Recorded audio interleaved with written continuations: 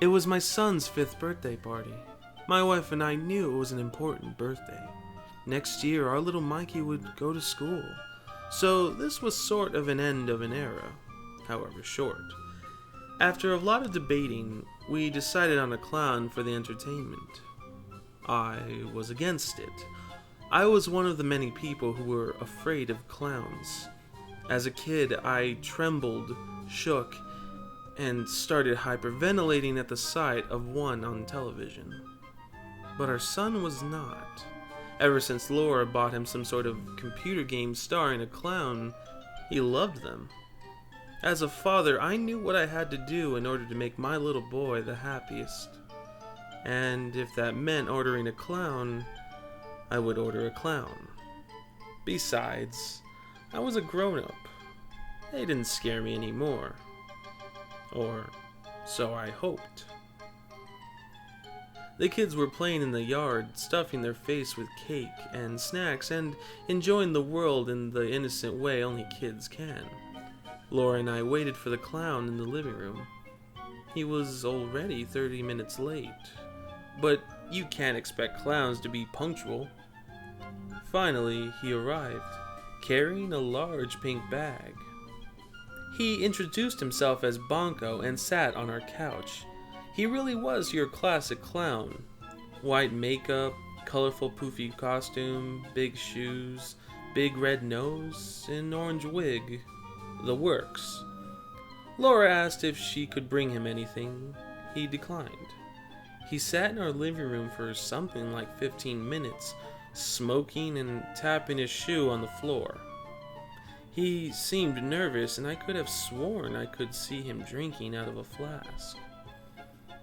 "Is this your first time?" I asked. He chuckled without looking at me, said, "It always is." I did not understand what he meant. After finishing his smoke, he put on a happy clown grin, grabbed his bag, and stood up. He gave me a tap on the back. I thought that it was possible that he sensed my childhood fear and tried to relax me. Bonko went outside and started the show. He juggled, told jokes, sprayed water around, did some classic slapstick. Even I had to admit he was good, and the kids were just entranced. "And now for the big finish," he declared. He took out 3 colorful boxes from his bag. They looked like birthday presents.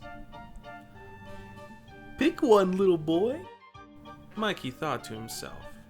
He looked so cute, like he was pretending to be an adult. Laura snapped a picture. He finally picked the middle one. Bonko sighed and grabbed it.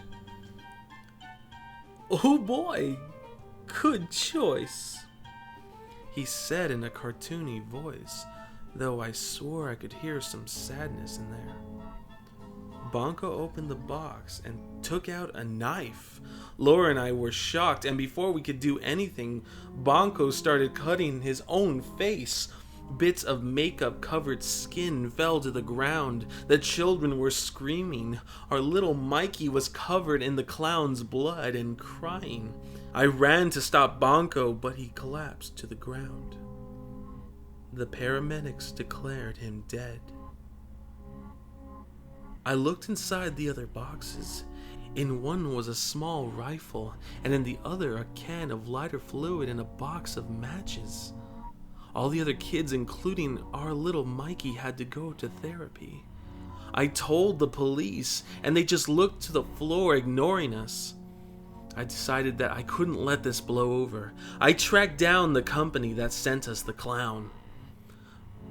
It was situated in a small 2-story building. I expected a run-down, scary old place, but it was quite neat and modern. I marched to the manager's office, not letting anyone stop me. I looked around. In his office were blown-up pictures of clowns and their faces cut off, heads cut off, bullet holes in their foreheads, faces burned off. It was terrible. and every picture had poor young children crying. The manager was a skinny man in a tie. He looked to be in his late 40s and had big, bulging eyes. "Why are you doing this?" I yelled. He didn't answer, just laughed in my face.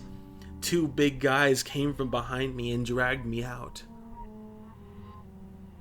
"I will find someone who will make you pay. I will not be silent." He smiled at me and mentioned his goons to hold me in place. "Do you love your family?" he asked. "Of course," I said. "That's why I'm here." "You made a mistake, sir," he said. "Enjoy the rest of your life." It has been 43 days since then. I am still very afraid.